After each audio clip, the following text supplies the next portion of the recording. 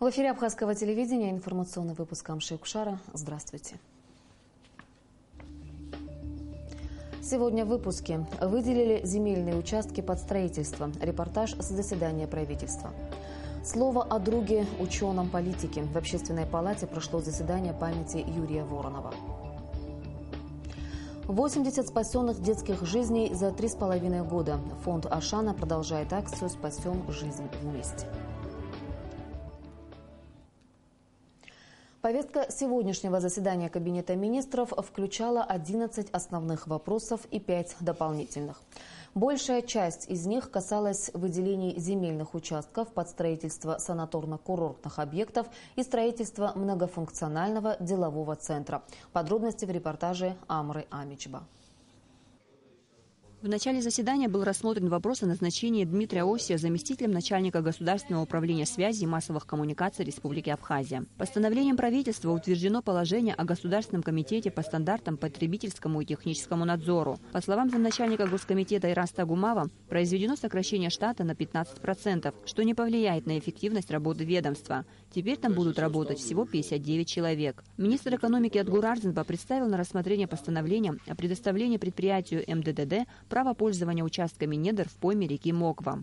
Разовый платеж составит более 100 тысяч рублей, регулярные платежи за 3 года составят 2,1 миллиона рублей, рабочих мест будет создано больше 15, и других налоговых платежей за 3 года будет уплачено около 1,5 миллиона рублей. Также обществу с ограниченной ответственностью «Инертюгстрой» предоставлено право пользования участками недр в пойме реки Бзык. Адгур Арзинба пояснил, что вся необходимая документация по 2 объектам согласована с соответствующими структурами и в первую очередь с экологической службой. В течение 3 лет МДДД разрешена выборка 30 тысяч кубических метров материала, а «Инертюгстрой» 180 тысяч кубических метров. Премьер-министр Артур Миквабия вполне резонно поинтересовался, можно ли добывать в этих реках столько инертного материала, ведь в советские годы это было запрещено. На что председатель Госкомитета по экологии Савелий Читанава пояснил, что указанные объемы не навредят природе. Премьер-министр поручил руководителю Госкомитета по экологии контролировать количество добываемых инертных материалов, чтобы ни в коем разе не превышались указанные объемы.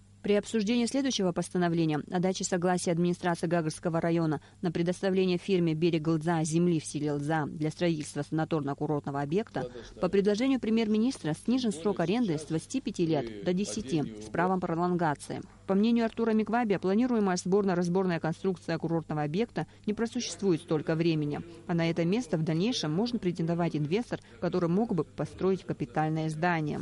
Также снижен срок аренды земли в селе Арсаул Гудаутского района, предоставленного фирме Алахадзе для строительства санаторно-курортного объекта. Правительство дало согласие администрации столицы на предоставление Каскад-М земли в Сухуме для строительства многофункционального делового центра и фирме «Сухумская ривьера» для строительства санаторно-курортного объекта. Администрация Сухумского района на предоставление обществу с ограниченной ответственностью «Меркурий Плюс» в селе Гумиста для строительства гостиницы. В ходе обсуждения выделения участков земли под строительство санаторно-курортных объектов возник вопрос, который стал актуальным в последнее время. А именно, нередки случаи, когда после выделения земельного участка меняется собственник, а порой и форма собственности. Мы попробуем таким способом перекрыть спекуляцию земельными участками. К нашему стыду с вами откройте интернет и читайте. Продают землю. Такая форма была в 90-х годах в Российской Федерации. Смена учредителей. Там построены, в смысле, достаточно жесткие преграды, чтобы смену учредителя просто так нельзя было производить. Я хочу сказать, что вообще вот этот вопрос постоянного пользования в законодательстве тоже до конца не определен. Надо как-то его более четко определить, когда эта аренда должна быть, а когда постоянное пользование. Постоянное пользование тоже скрытая продажа земли. Постановлением Кабинета министров утвержден дополнительный перечень объектов государственной собственности, подлежащих приватизации. Амра Амичба, Алексей Агухава, Абхазское телевидение. Президент Абхазии Рауль Хаджимба направил приветственный адрес президенту Боливарианской республики Венесуэла Николасу Мадуро Моросу по случаю 7-й годовщины признания Венесуэлой государственного суверенитета и независимости Республики Абхазия. В Абхазии помнят и чтят славное имя Уго Чавеса, благодаря мужественному решению которого наша страна обрела признание со стороны Боливарианской республики Венесуэла. Народ Венесуэлы знает, какой дорогой ценой завоевывается свобода и независимость. Мы благодарны руководству и гражданам Венесуэлы за искреннюю поддержку, отмечается в приветственном адресе. В Министерстве иностранных дел Абхазии сегодня принимали сопредседателей женевских дискуссий. Стороны обсудили вопросы повестки дня предстоящего 6-7 октября 33-го раунда дискуссий. Министр иностранных дел Абхазии Вячеслав Черигма отметил, что абхазская сторона настроена позитивно на предстоящий раунд и рассчитывает на эффективные и продуктивные переговоры. Глава абхазского внешнеполитического ведомства также отметил, что помимо основной повестки женевских дискуссий, соглашений о неприменении силы, у абхазской стороны есть возможность обсуждать вопросы не только политические, но и гуманитарные и экологические. У нас много важных вопросов повестки дня, и мы готовы их в духе конструктивизма рассматривать. Есть, в общем-то, о чем говорить, тем много, но мы настроены позитивно на предстоящий раунд. И мы, конечно, рассчитываем на ваши добрые услуги для того, чтобы сделать переговоры максимально эффективными и продуктивными. Круглый стол, посвященный памяти Юрия Воронова, прошел в Общественной палате Абхазии. В канун 20-летия убийства видного политического деятеля, знаменитого ученого, кавказоведа, о нем вспоминали его друзья, коллеги и соратники. Репортаж Ренаты Шакая. Юрий Николаевич Воронов – человек, память о котором будет жить всегда. Народ Абхазии чтит выдающегося ученого, общественного и государственного деятеля страны. 11 сентября отмечается 20-я годовщина со дня его гибели. Все мы помним Юрия Николаевича Воронова и тот страшный день, когда он ушел от нас. Это произошло почти 20 лет тому назад. Завтра будет отмечаться 20-летие трагической гибели этого незаурядного ученого и политика. Большинство людей знали его как политика, археолога, историка, одного из лидеров национально-освободительного движения абхазского народа, но лишь немногим удалось узнать, каково это быть его другом. Познакомились мы с ним, вы знаете, 60 лет назад. Это, значит, мать Светлана Васильевна привела его к нам домой, вот где я жил. Он был в тюбетейке. И тогда он переходил из Цибельдинской школы в школу, которая носит его имя сейчас, третью школу. В третьей я тоже учился, когда она стала абхазской, потом мы все перешли в 10-ю. Но это, видите, я уже его знаю около 60 лет. Как отметил Сократ Джинджоли, труды Юрия Николаевича спустя 20 лет исследуются и выходят в свет. Человек он был честный, прямой. И все, что творилось в науке, тогда еще даже в советские времена, и то, что делали его коллеги-грузины, не могло нравиться ему.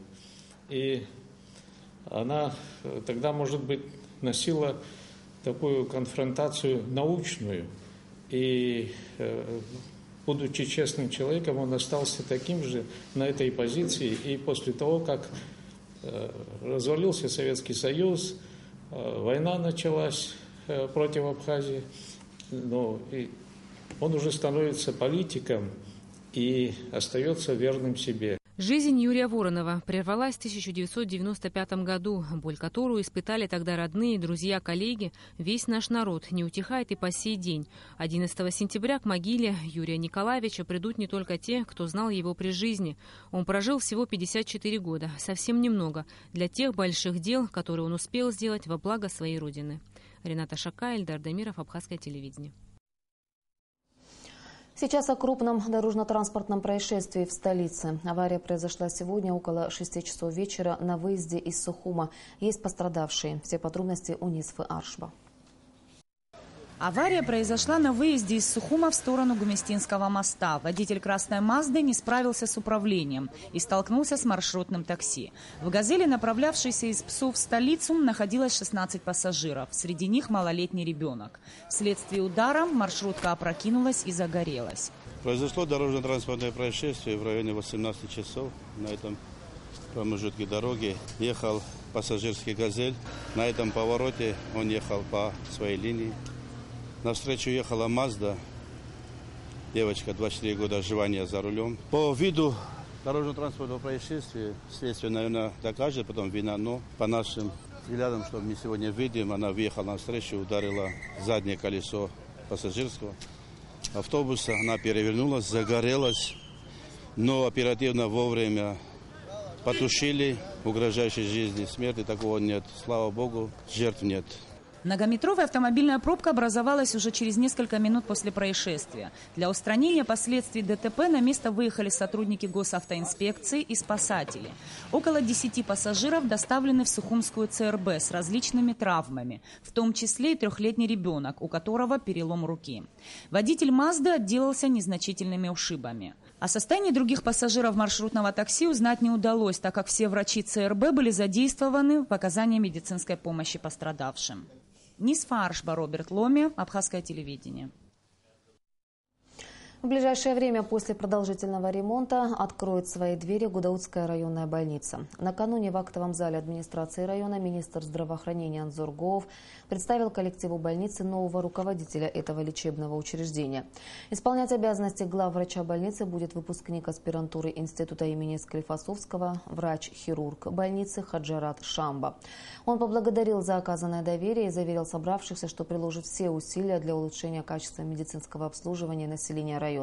Глава администрации Гудаутского района Руслан Ладария заверил медперсонал больницы в том, что руководство района будет оказывать всестороннюю помощь коллективу, и выразил надежду, что врачи в свою очередь сделают все возможное, чтобы население района получало своевременную и качественную медицинскую помощь. В рамках стратегической сессии «Культура Абхазии. Актуализация и сохранение» в Гудаутском районном дворце культуры имени Руфета Дасаня прошла демонстрация фильма «Однажды в Америке». До начала показа перед зрителями выступил министр культуры и охраны историко-культурного наследия Батал Кобахи.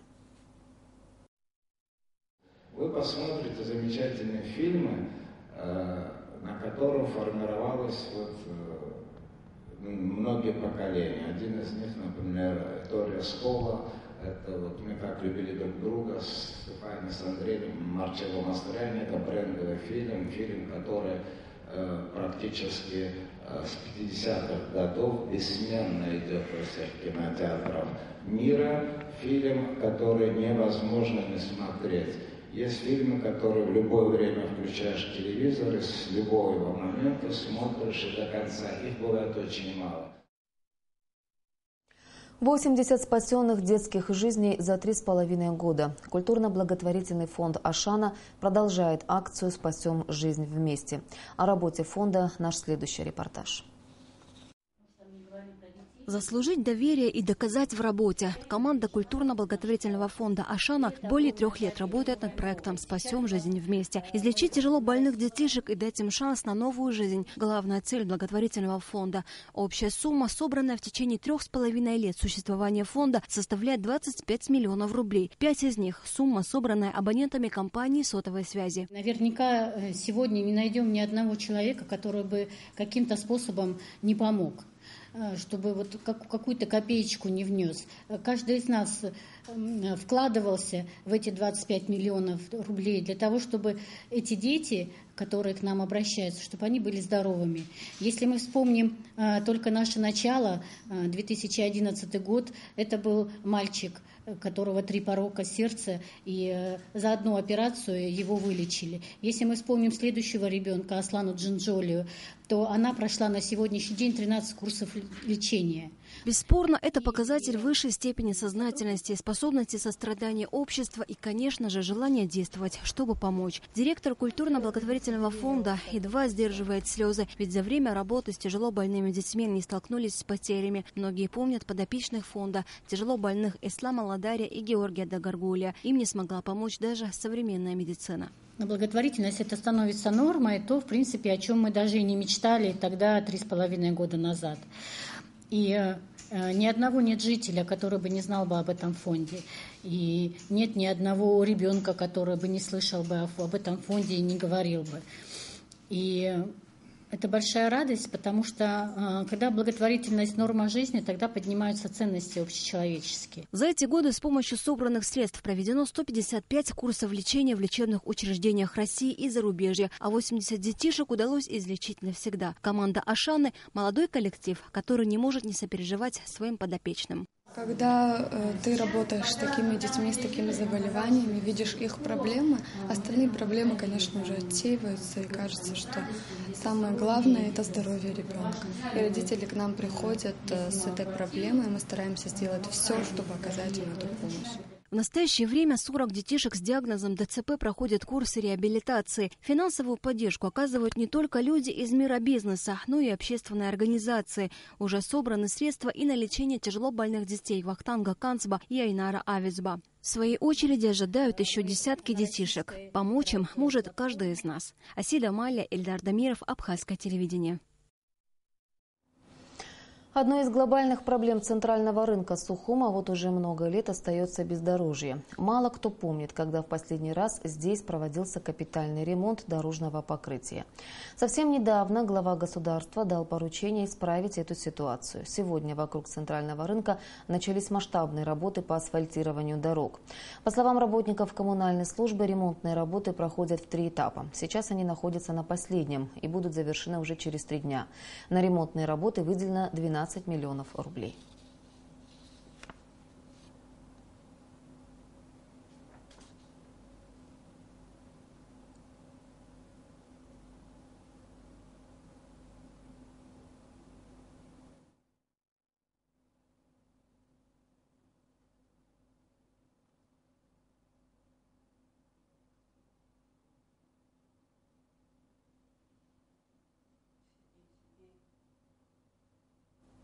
И с сегодняшнего дня мы начали сплошное покрытие. Неделю назад мы начали ямочные работы, потому что такова технология, надо сперва ямочные, потом сплошную. И с сегодняшнего дня мы начали сплошное покрытие. В течение 3 дней все эти 3 улицы будут сделаны. Коммунальными службами проведены большие работы. Мы заменили все старые врезки. Поменяли полностью трубу от Агумава до имама Шамиля, до Бардания провели, убрали все, что здесь подтекало, текло. Сделаны специально колодцы с дополнительными местами подключения водопроводной сети, если вдруг кому-то потребуется дополнительно вести, чтобы не копать асфальт, а можно было бы уже подключиться. В субботу 12 сентября состоится научно-практическая конференция-семинар «Актуальные вопросы развития аудита в России». С докладами выступят специалисты Аудиторской палаты России, объединяющие все крупные аудиторские организации страны. По словам замглавы администрации Сухума Леона Кварча, который также представит свой доклад, тема аудита очень актуальна для Абхазии. Конференция будет проходить в конференц-зале гостиницы «Интер Сухум» с 10 часов утра. Министр обороны Абхазии Мираб Кишмария примет участие в программе «Вопрос министру» в пятницу 11 сентября. В прямом эфире министр ответит на ваши вопросы, уважаемые телезрители. Вы можете отправить свой вопрос на электронную почту вопрос.ministru@gmail.com. Итак, в эту пятницу, 11 сентября, гость студии министр обороны Абхазии Мираб Кишмария. Пишите и записывайте интересующие вас вопросы. Сейчас сообщение Нацбанка о курсах иностранных валют. Доллар 68 рублей 50 копеек, евро 76 рублей 70 копеек. И о погоде.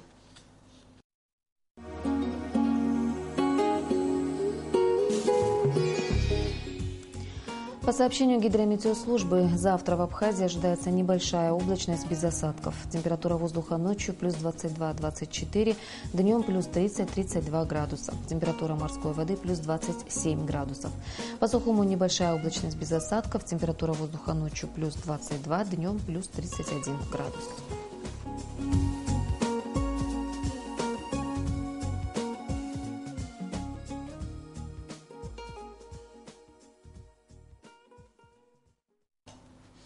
Информационный выпуск завершен. Я желаю вам всего доброго и прощаюсь. До встречи в эфире.